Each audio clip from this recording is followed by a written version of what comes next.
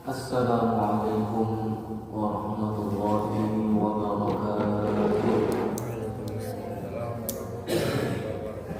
Kepada akhir mu'allif dalam kitab Al-Imam Yahya bin Syarafuddin Nawawi rahimahullah, lahul Fatihah. A'udzu billahi minasy syaithanir rajim. Bismillahirrahmanirrahim. Alhamdulillahi rabbil alamin. Ar-Rahmanir Rahim. Maliki yaumiddin. Iyyaka na'budu wa iyyaka nasta'in. Ihdinas siratal mustaqim. Siratal ladzina an'amta 'alaihim ghairil maghdubi 'alaihim waladdallin. Amin. Rabbighfirli wa liwalidayya wa lil muslimin. Amin. Ya rabbal alamin. Bismillahirrahmanirrahim. Rabbi shrah li sadri wa yassir li amri wahlul 'uqdatam min lisani yafqahu qawli. Rabbi zidna ilma warzuqna fahma ya rabbal alamin. Nastamir ad-dirasah, kita lanjutkan pelajaran kita Al-Haditsus Sabi'u. Al-Haditsus Sabi'u utawi iku hadis as-sabi'un kang nomor itu, hadis yang nomor 7.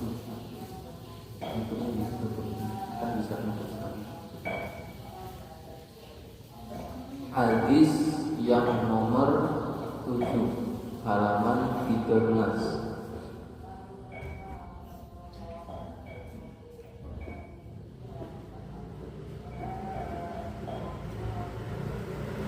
Hadis yang nomor 7 tentang ad-dinun nasihatu. Ad-dinu utawi agama iku an-nasihatu, nasihat atau ketulusan. Agama adalah ketulusan. Ada yang mengartikan nasihat, ada juga yang mengartikan ketulusan. Kenapa ketulusan ini lebih tepat?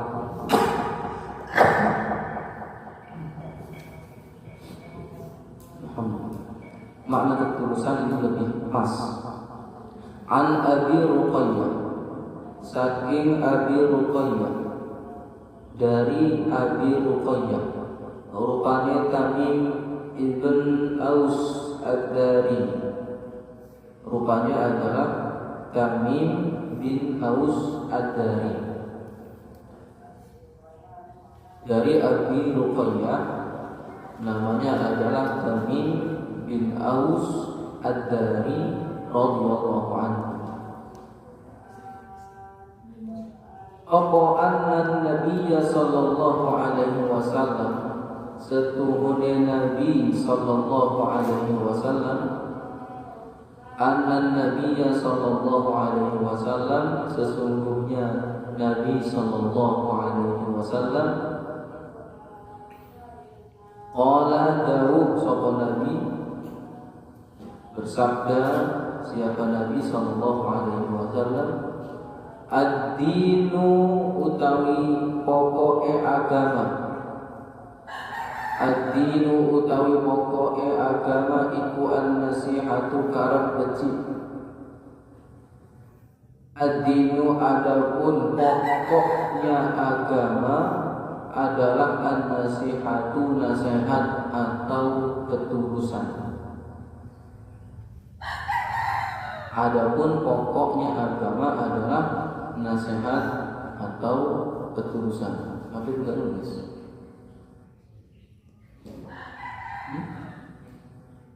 Pertanyaan kemana?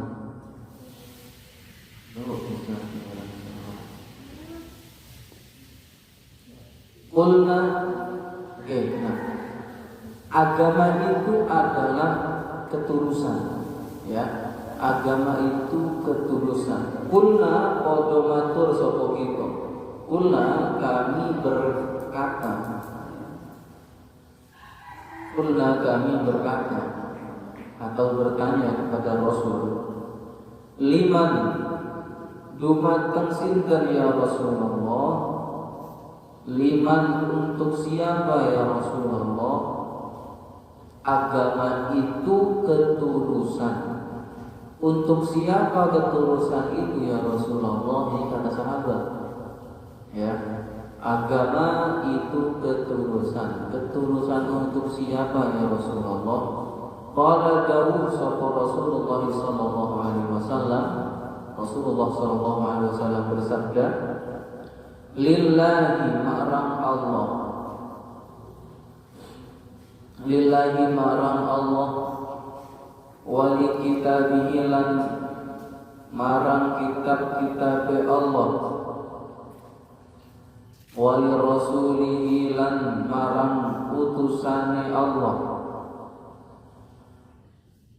wali a'immatil muslimina lan marang pira-pira pengarepe wong muslim, wa amatihim lan umumi wong muslim. Lillahi, ketulusan untuk siapa? Lillahi, untuk Allah. Agama adalah ketulusan. Yang pertama ketulusan untuk Allah, wali kitabihi lan dan ketulusan untuk kitab-kitabnya Allah, wali rasulihi dan ketulusan untuk rasul-rasulnya Allah, wali a'immatil muslimina dan ketulusan untuk a'immah, para ulamanya orang Islam, wa ammatihim dan pada umumnya umat Islam. Ketulusan untuk semua umat Islam. Rawahu Muslim, dan cerita akil sapa Muslimun, Imam Muslim rahimahullah. Jadi ini hadis yang ketujuh.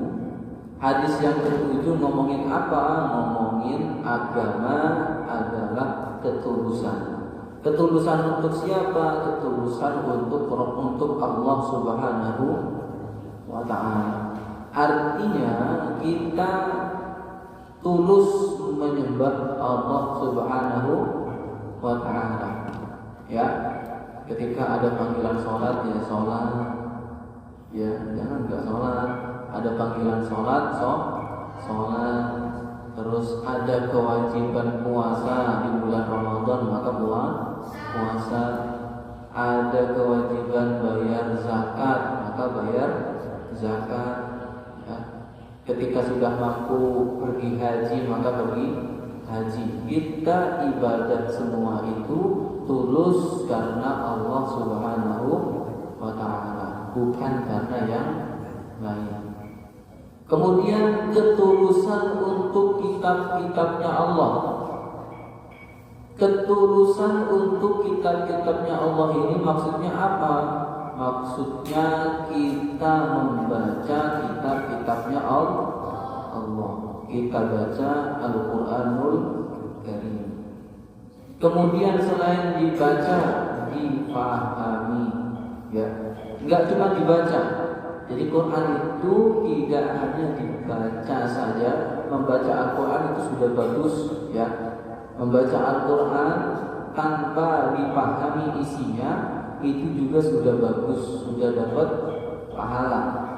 Ya, man qara'a harfan min kitabillah falahu hasanah wal hasanatu falahu asyru amsalihha.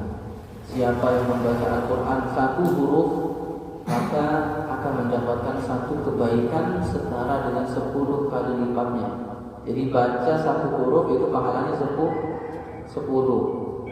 Wala aqulu alif lam mim harfun bal alif harfun wa lam harfun wa mim harfun. Kata Rasul, saya tidak mengatakan alif lam mim itu satu huruf, tapi alif satu huruf, lam satu huruf, mim satu huruf. Berarti alif lam mim 3 huruf. Pahalanya diganjar sama Allah 30. Itu kalau 3 huruf. Bismillahirrahmanirrahim berapa huruf? Banyak. Berapa coba itu? Bismillahirrahmanirrahim. Ba, sin, mim, alif, lam, ha, alif, lam, ro, ha, mim, nun, alif, lam, ro, ha, ya, mim. 19. Ya, ada 19 huruf dalam lafaz Bismillahirrahmanirrahim, maka pahalanya kali 10 berapa? 190. Ini ketika kita cuma baca Bismillahirrahmanirrahim. Bagaimana kalau kita seharinya baca 1 juz? Itu banyak kan pahala yang kita dapatkan. Sampai ngafalin Quran, misal setengah halaman, itu bacanya sampai berapa kali? Ngulang 10 kali, bahkan sampai 20 kali diulang kan? Ya iyalah. Kalau udah sampai 20 kali diulang, itu biasanya melekat sudah. Sampai kalau mau ngafal itu jangan ulang dari 20 kali. Itu diulang, dibaca dulu, nggak usah dihafal. Maksudnya jangan nggak ngeliat, baca aja sampai 20 kali putar, ya. Atau minimal 10 kali. Kalau 10 kali sudah terasa kebayang, baru mulai ini lihat enggak. Nah itu ya. Jadi jangan baru sekali baca langsung nggak melihat. Jangan. Kan yang ya. Takutnya salah. Minimal 10 kali dilihat, dibaca, dilihat itu supaya tajwidnya benar. Ya. Jadi jangan kemudian langsung sekali baca, habis itu langsung dihafal. Dilihat begini. Gak usah, ya 10 kali yang minimal. Kalau nggak dapat 10 kali 20 kali. Jadi 10 kali sudah mulai kebaca, nah 10 kali lagi itu ngelihat enggak. Gitu, ya. Jadi jangan tiba-tiba langsung dihafal, dibaca dulu yang benar tuh. Membaca Al-Quran saja sudah berpahala, apalagi memahami Al-Quran. Ketulusan yang dimaksud di sini selain membaca Al-Quran, dia juga memahami Al-Quran. Dipahami Al-Quran itu enggak cuma dibaca. Kalau menghafalkan itu hanya sebagian orang yang mau saja, ya. Enggak semua orang kok disuruh menghafal Al-Quran itu enggak. Kalau umat muslim minimalnya surat-surat pendek hafal. Kalau dia enggak hafal Quran, setidaknya juz 30 itu minimal hafal, ya. Sampai yang hafal Quran jangan cuma juz 30, semuanya kita menjaga Al-Quran. Nah ini ya, wali kita bihi, ketulusan kita dalam membaca Al-Quran, ketulusan kita dalam memahami Al-Quran, dan yang paling tinggi daripada ketulusan terhadap kitab Allah adalah mengamalkan isi Al-Quran. Ya, ini yang paling tinggi adalah mengamalkan isi Al-Quran. Karena apa ya? Efek daripada bacaan Al-Quran itu ada di amalan kita. Ya, kalau kita kehidupannya bagus, kehidupan kita kok sesuai dengan Al-Quranul Karim, oh ini berarti efek daripada kita sering membaca dan memahami Al-Quran. Ya, kalau dia sering membaca Al-Quran tapi perbuatannya masih bejat, masih maksiat, oh berarti Quran yang dia baca belum berefek ke dirinya. Ya, Quran yang dia baca enggak berefek. Kalau dia hatinya bersih, ya, kemudian Quran yang dia baca itu berefek, itu kelihatan dari perbuatannya, ya, tingkah lakunya sesuai dengan Al-Quranul Karim. Dari mana tingkah lakunya sesuai dengan Al-Quranul Karim? Ketika dia paham isi Al-Quran, ya. Jadi orang-orang yang mengamalkan isi Al-Quran itu rupanya orang-orang yang paham tentang isi Al-Quran. Setelah dia paham tentang isi Al-Quran, maka dia perbuatannya sesuai dengan yang ada di Al-Quran. Jadi tahapan kita menghafal itu masih tahapan membaca, ya. Menghafal itu masih tahapan membaca. Karena kan kita membaca, bedanya membaca tanpa teks gitu. Kan ada tuh membaca tanpa teks, itu masih membaca, ya. Membaca tanpa teks artinya menghafal, masih kategori membaca, masih kategori tingkat pertama level 1. Naik ke level kedua tingkat memahami isi Al-Quran, ya. Jadi kalau sampai masih membaca Al-Quran atau menghafal Al-Quran itu levelnya masih di level 1, ya. Ketulusan terhadap kitab Allah di level 1. Ketika naik ke level 2 sampai sudah memahami isi Al-Quran, ya, mempelajari tafsirnya, kemudian mempelajari ilmu-ilmu alatnya, nahwu, soroh, fikih, usul fikih dan lain sebagainya. Ya, setelah itu semua dipelajari, level yang ketiga itu adalah melakukan dalam kehidupan kita sehari-hari, amal kita sesuai dengan yang ada di Al-Quran. Ini ketulusan terhadap Al-Quran. Wali Rasuli, dan ketulusan kepada Rasulullah SAW. Artinya ketika kita tulus terhadap Rasul, kehidupan kita itu meniru dari kehidupan Rasulullah SAW.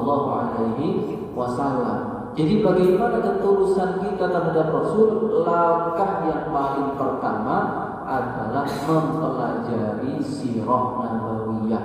Yang paling pertama ketulusan kita terhadap Rasul adalah mempelajari sejarah kehidupan Nabi Muhammad SAW dan perilakunya Rasulullah SAW. Ini langkah yang paling pertama, ketulusan kita terhadap Rasul.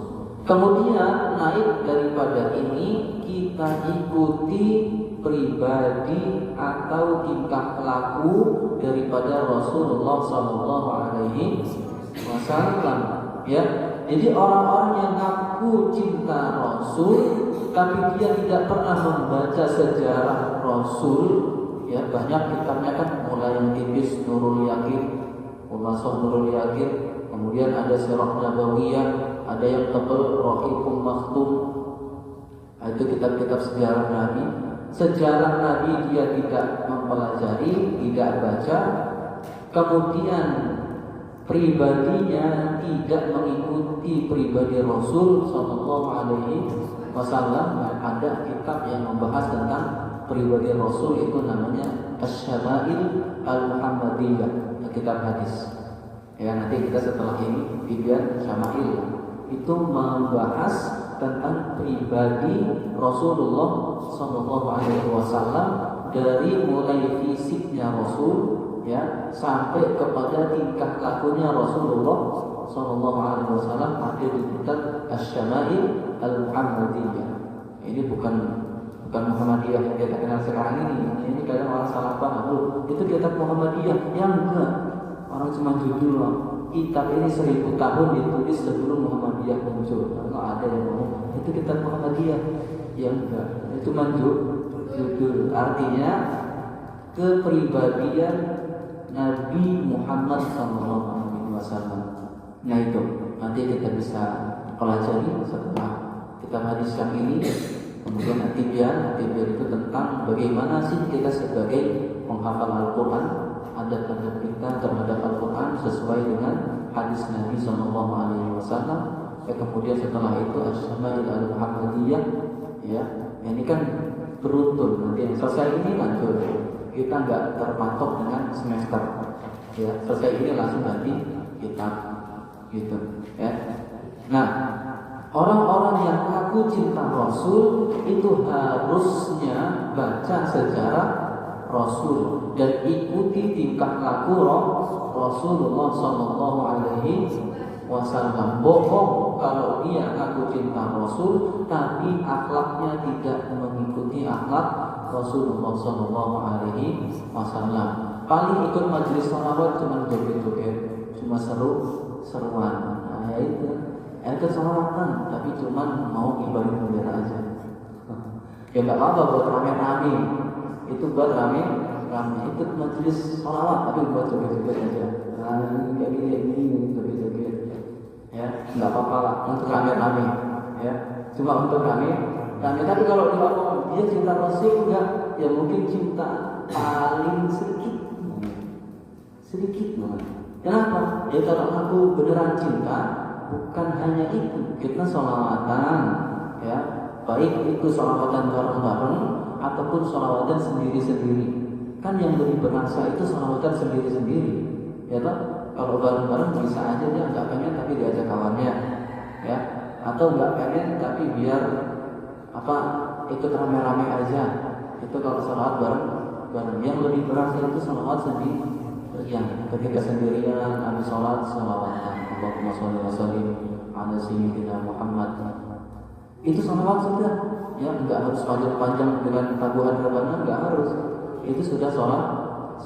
Bahkan sholawat yang paling baik adalah yang saya baca tadi, sholawat yang paling baik dari semua sholawat yang ada sekarang ini. Macam-macam sholawat baru sekarang ini ada, itu nggak lebih baik daripada kalimat Allahumma sholli wa sallim wa barik ala sayyidina Muhammad. Itu sholawat yang paling baik. Atau ada yang mempersingkat jadi Allahumma sholli ala Muhammad. Ada kan? Ada yang mempersingkat sholawat Jibril Allahumma sholli ala Muhammad. Nggak ada yang lebih baik dari sholawat itu. Oke, kemudian wali a'immatil muslimina, dan ketulusan kepada ulama-ulamanya orang muslimin. Ya, ini bisa masuk a'immah ini adalah pimpinan orang muslim. Ya, pimpinan orang muslim, baik itu adalah ulil amri atau di kita adalah presiden. Ya, di kita ini presiden. Ataupun a'immah ini bisa juga diartikan ulama, ya, ulama a'immah. Jadi ketulusan kita kepada a'immah, kepada presiden ataupun kepada ulama adalah kita mengikuti arahannya. Kalau presiden arahannya mengarahkan kepada kebaikan, ya kita ikuti, ya. Ketika presidennya melakukan sesuatu yang baik, kita dukung. Ya, jangan malah dihujat kalau itu baik. Ya, kalau baik jangan dihujat, kalau benar jangan dihujat. Tapi kalau salah, ya jangan dihujat juga. Terus gimana? Dinasehati, dikasih saran masukan. Ya, kasih saran masukan, jangan dihujat. Ya, nggak bagus. Ketika ada ulama kok melakukan sebuah kebaikan, dia menyerukan sebuah kebaikan, dan ini benar, ini adalah kebaikan, kita harus mendukung, jangan malah menghujat. Ya, ada ulama menyerukan kebaikan dan ini sesuai dengan syariat Islam, enggak bertentangan. Kita enggak boleh menghujat, kita enggak boleh menghukum. Saya enggak sependapat sama ulama ini, enggak apa-apa, enggak sependapat, tapi jangan saling menghujat. Ya, jangan saling mengejek. Ini ada kiai menyuarakan kebaikan, saya enggak serap misalnya, atau ada orang enggak serap, saya enggak serap dengan pendapat itu. Apa kiai kampungan misalnya, enggak boleh. Ya, kiai matesu, ya, enggak boleh menghujat, apalagi sampai bawa-bawa binatang. Ya, kiai ya binatang lah, yang binatang yang enggak elok diucapkan, asu misalnya. Ada kan kayak itu sampai, itu enggak boleh. Ya enggak boleh. Kalau ada ulama atau kiai menyuarakan kebaikan dan ini tidak bertolak dengan syariat Islam, kita harus mendukung. Ketika kita tidak sependapat, ya sudah, jangan menghujat. Enggak menerima pendapatnya yang monggo, tapi jangan menghujat. Ya, kita sebagai masyarakat yang belajar agama jangan latah jadi orang-orang awam. Orang-orang awam itu enggak belajar yang menghujat. Ya, enggak sopan masa sama kiai menghujat. Kalau misalnya enggak mau pakai pendapatnya, ya enggak usah menghujat. Gitu ya. Begitu juga kepada pemerintahan. Kalau pemerintahannya ini baik, kita ya ngomong baik. Jangan pemerintahannya melakukan yang baik, kita enggak, itu cuma pencitraan. Ya memang mereka butuh citra. Butuh citra mereka itu para pimpinan itu. Kalau melakukan kebaikan ya sudah katakan ini baik. Kalau melakukan keburukan ya katakan ini buruk, kemudian berikan saran. Begitu ya. Kalau pesan guru saya waktu ngaji hadis Bukhari itu memang harus ada santri-santri, orang-orang yang belajar agama ini masuk ke dalam pemerintahan. Ya sampean ini sedang tidur, boleh enggak sampean masuk ke pemerintahan? Sangat boleh, bukan hanya boleh ya, sangat boleh. Boleh enggak masuk ke DPR? Sangat boleh ya. Daripada DPR dikuasai sama mereka yang gak paham agama, ya korupsi aja terus korupsi, buat hukum semena-mena, ya asal menguntungkan diri sendiri dibuat. Kalau nggak menguntungkan diri sendiri, merugikan diri sendiri, merugikan DPR misalnya, nggak dibuat. Nah ini kan nggak benar. Hukum itu dibuat harusnya untuk kemaslahatan bersama, untuk kebaikan bersama, ya. Jangan korupsi. Ini kan kadang pada korupsi ya mungkin dia nggak paham agama, ya nggak paham agama. Maka sampai ini yang belajar agama sangat boleh untuk masuk ke pemerintahan. Mau jadi Pak Camat ya monggo, ya.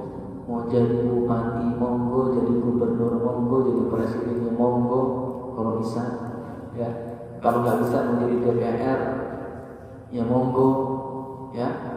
Mau di bidang apa ya silahkan, mau di bidang jaksa ya silahkan, ya. Kalau jadi jaksa jangan menghukum guru, ya. Ini kan guru cuman apa gara-gara kesel nggak sengaja nabok muridnya masuk penjara.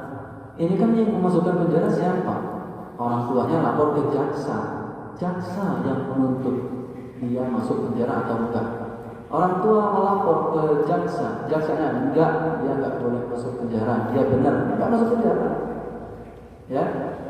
Kalau orang tuanya melapor kemudian jaksa agungnya masuk penjara 5 tahun, ya jaksa yang untuk guru ini masuk penjara, ya. Kalian kalau masuk ke pemerintahan misal masuk jaksa, jangan sampai memasukkan guru ke penjara. Orang guru udah susah-susah, ya, ngajarin kebaikan malah di penjara gara-gara cuma nyuruh sholat tapi agak keras, nabok dikit. Padahal nyuruh sholat, ya, nyuruh sholat anaknya badung gitu, terus nggak kerasa kok nabok. Ini kan gara-gara gregetan, guru-guru nabok itu gara-gara gregetan.